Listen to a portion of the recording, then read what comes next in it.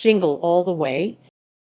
Jingle All the Way is a 1996 American Christmas family comedy film directed by Brian Levant. It stars Arnold Schwarzenegger and Sinbad as two rival fathers, workaholic Howard Langston Schwarzenegger and postal worker Myron Larabee Sinbad, both desperately trying to purchase a Turbo Man action figure for their respective sons on a last-minute shopping spree on Christmas Eve. The film's title is borrowed from the lyrics of the popular Christmas song Jingle Bells. Inspired by real-life Christmas toy sellouts for such items as Cabbage Patch Kids, the film was written by Randy Cornfield. Producer Chris Columbus rewrote the script, adding in elements of satire about the commercialization of Christmas, and the project was picked up by 20th Century Fox.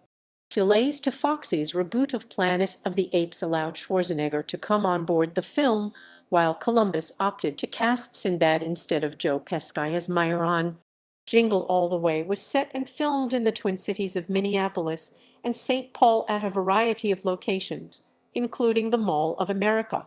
After 5 weeks filming, production moved to California where scenes such as the end parade were shot.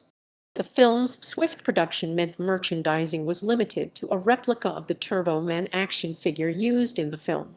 Upon release, Jingle All the Way grossed $129 million worldwide. In 2001, Fox was ordered to pay $19 million to Murray Hill Publishing for stealing the idea for the film. The verdict was overturned 3 years later. Jingle All the Way is the third and final collaboration between Sinbad and Phil Hartman after Coneheads 1993 and Houseguest 1995, and the last film featuring Hartman to be released during his lifetime. In 2014, the film was followed by a sequel, Jingle All the Way 2, starring Larry the Cable Guy.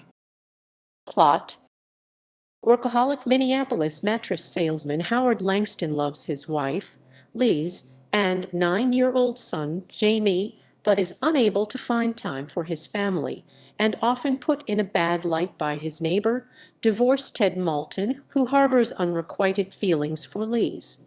After missing Jamie's karate class graduation, Howard resolves to redeem himself by fulfilling Jamie's Christmas wish of an action figure of Turbo Man, a popular television superhero, despite Liz actually having asked him to buy one 2 weeks earlier, which Howard forgot about. On Christmas Eve, Howard sets out to buy the toy, but finds that every store has sold out, and in the process develops a rivalry with Myron Larabee, a postal worker father with the same ambition. In desperation, Howard attempts to buy a figure from a counterfeit toy brand, which results in a massive fight in the warehouse that is broken up when the police arrive. Howard narrowly escapes arrest by posing as an undercover officer. Exhausted at his failure and out of fuel, Howard goes to Mickey's diner and calls home, intending to tell his wife the truth. Jamie answers the phone but keeps reminding Howard of his promise to be home in time for the annual holiday wintertainment parade. Losing his patience, Howard yells at Jamie, after which he feels guilty and depressed after Jamie scolds him for not keeping his promises.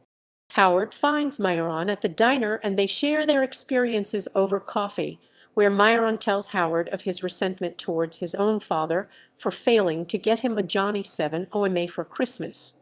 A radio station advertises a competition for a Turbo Man doll.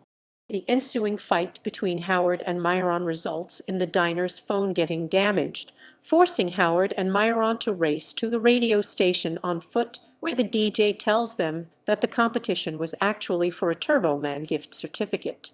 The police are alerted, but Howard and Myron escape after Myron threatens the officers with a seemingly phony letter bomb. Officer Alexander Hummel, whom Howard has run into twice already, investigates the package only to have it detonate, much to the men's shock. Upon returning to his Suburban, Howard finds it stripped by car thieves, with Murray XMS spray painted on the windshield. He returns home in a tow truck only to find Ted putting the star on his Christmas tree. In retaliation, Howard attempts to steal the Turbo Man doll Ted bought for his son, Johnny, but can't bring himself to steal from a child. Unfortunately, he is caught in the act and left alone while his family goes to the Christmas parade with Ted. After letting Jamie and Johnny out of the car, Ted attempts to seduce Liz, but she violently rejects him by hitting him with a thermos of eggnog that Ted offered to her. Meanwhile, remembering his promise to Jamie to go to the parade, Howard decides to attend as well, but runs into Hummel again. The ensuing chase leads to Howard hiding inside a storage room, where he is mistaken for the actor portraying Turbo Man and dressed in the highly technological costume. As Turbo Man, Howard uses his chance to present a limited edition action figure to Jamie, but they are confronted by Myron, dressed as Turbo Man's enemy, Dementor. Despite Howard's pleas for Myron to stop, a long chase ensues, involving even a jetpack flight. Myron acquires the toy from Jamie, but is cornered by police officers while Howard saves his son. Howard reveals himself to his family and apologizes for his shortcomings. The police return the toy to Jamie as Myron is arrested, but Jamie decides to give the toy to Myron for his son, proclaiming his father as his true hero. The crowd from the parade carries Howard for being a hero, while Myron, Liz, and Jamie look on and smile. Later that night, Howard finishes decorating their Christmas tree by putting the star on top. However, when Liz asks Howard what he got for her, he shockingly realizes that he forgot to get her a gift. Cast, production, development. The film draws inspiration from the high demand for Christmas toys such as the Cabbage Patch Kids and Mighty Morphin Power Rangers in the late 1980s and early 1990s, which often led to intense searching and occasional violence among shoppers, such as the Cabbage Patch riots over finding the toys. Randy Kornfield wrote the film's original screenplay after witnessing his in-laws go to a Santa Monica toy store at dawn in order to get his son a Power Ranger. While admitting to missing the clamor for the Cabbage Patch Kids and Power Rangers, producer Chris Columbus experienced a similar situation in 1995 when he attempted to obtain a Buzz Lightyear action figure from the film Toy Story, released that year. As a result, he rewrote Cornfield's script, which was accepted by 20th Century Fox. Columbus was always attracted to the dark side of the happiest holiday of the year, so wrote elements of the film as a satire of the commercialization of Christmas. Brian Levant was hired to direct the film. Columbus said Levant understood the humor in the material and was very animated and excited, and he had a vision of what he wanted to do. Levant said the story that was important to me was between the father and son. It's a story about love and a father's journey to deliver it in the form of a Turbo Man doll. The fact that I got to design a toy line and do the commercials and make pajamas and comic books was fun for me as a filmmaker. But at its root, the movie's about something really sweet.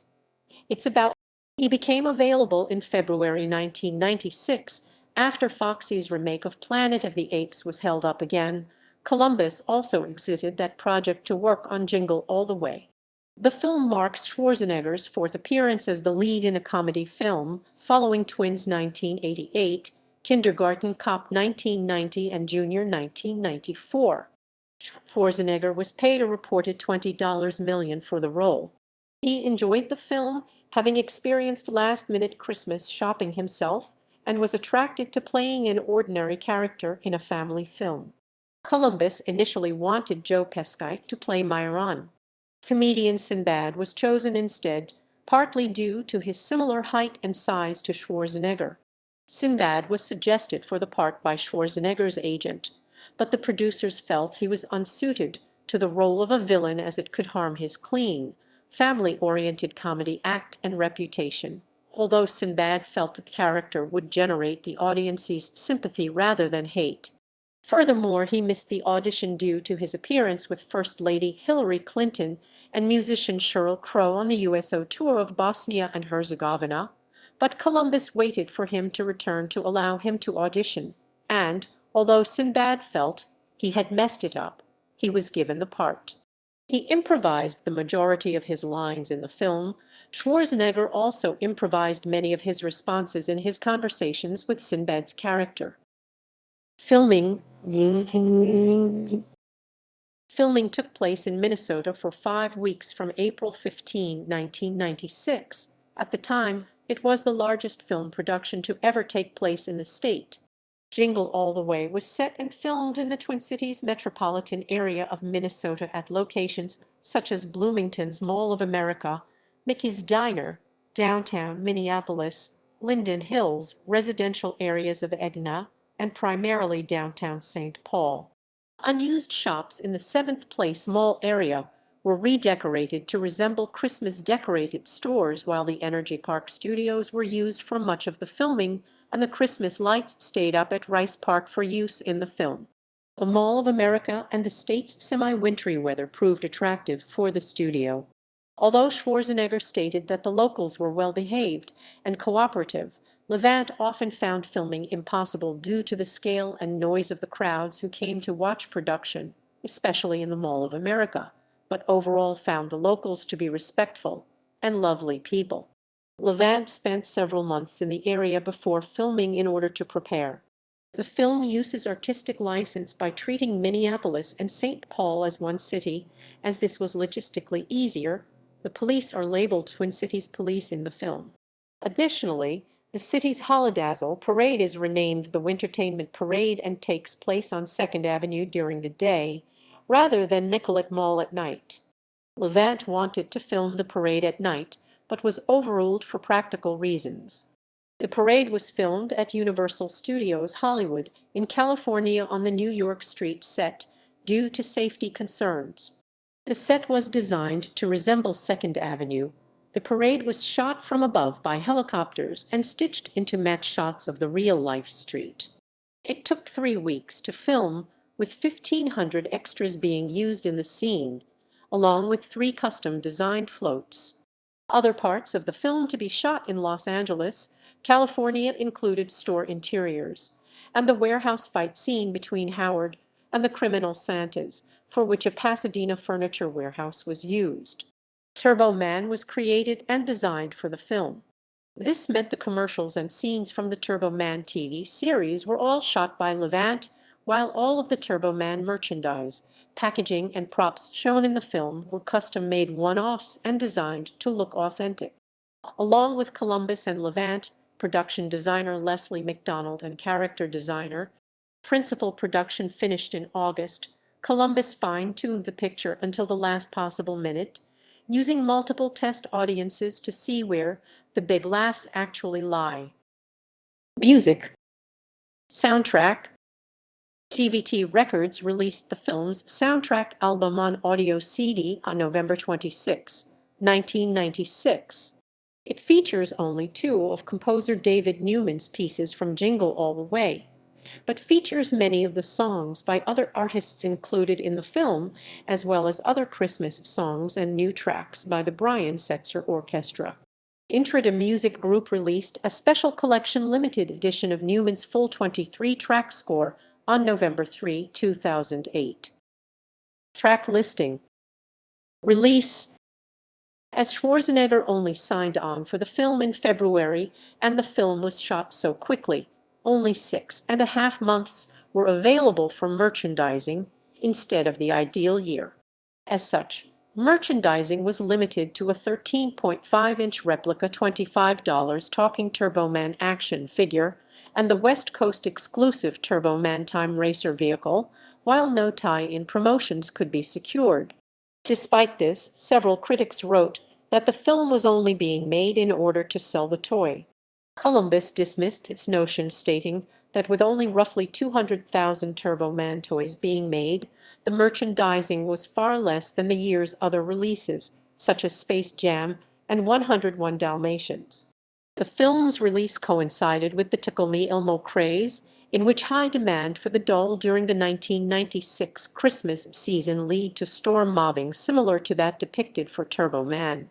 The world premiere was held on November 16, 1996, at the Mall of America in Bloomington, where parts of the film were shot. A day of events was held to celebrate the film's release, and Schwarzenegger donated memorabilia from the film to the mall's Planet Hollywood. Home media. The film was released on VHS in October 1997, and in November 1998 it was released on DVD. It was re-released on DVD in December 2004, followed by an extended director's cut in October 2007, known as the Family Fun Edition.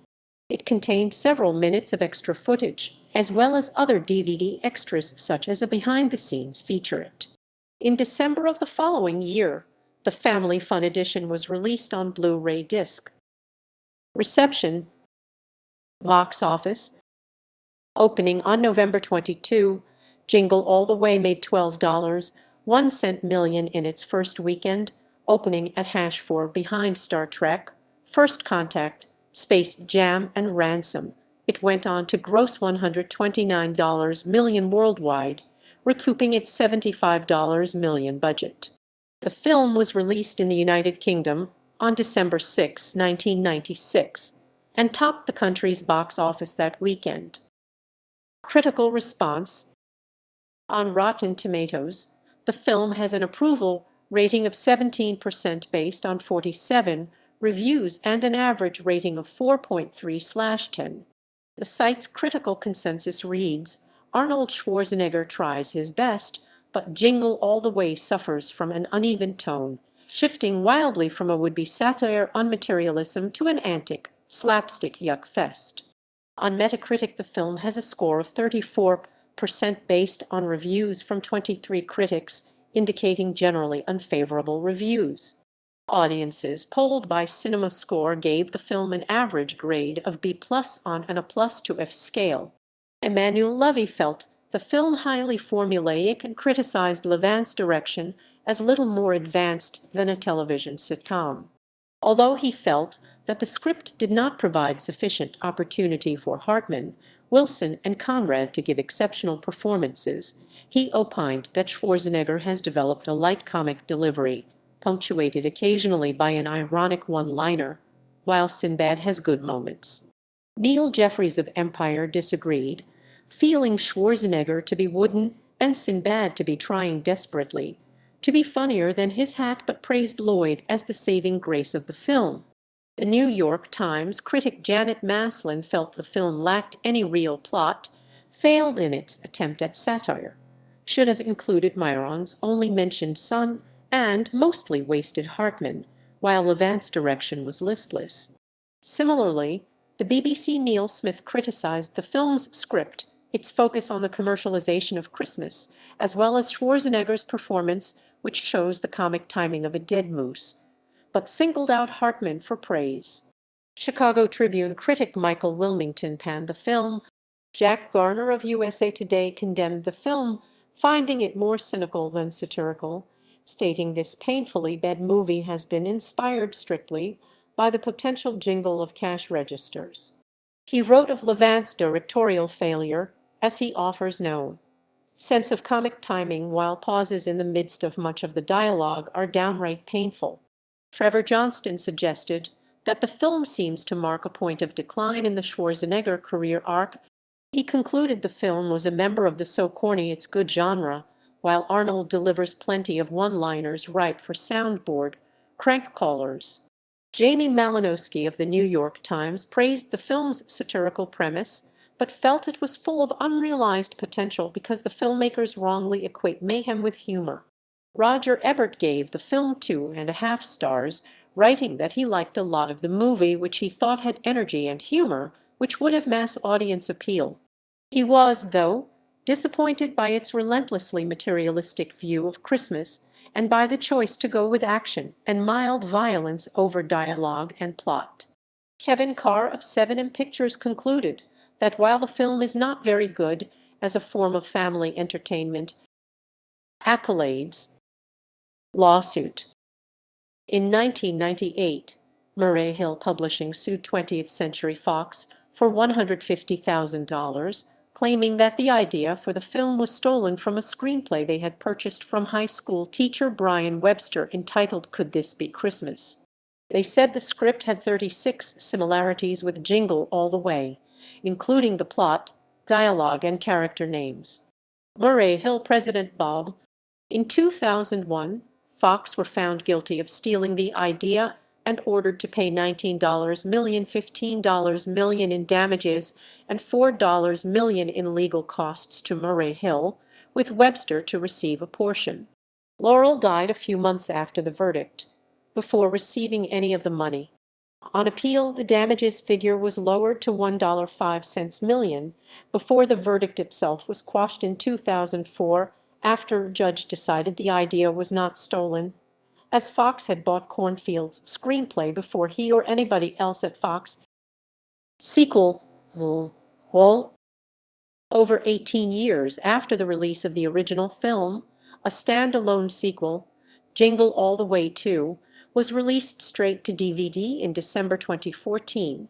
Directed by Alex Zam and produced by WWE Studios and 20th Century Fox. The film has a similar plot to the original, but is otherwise not connected, and has none of the original cast or characters. The lead roles were instead played by Larry the Cable Guy and Santino Marella.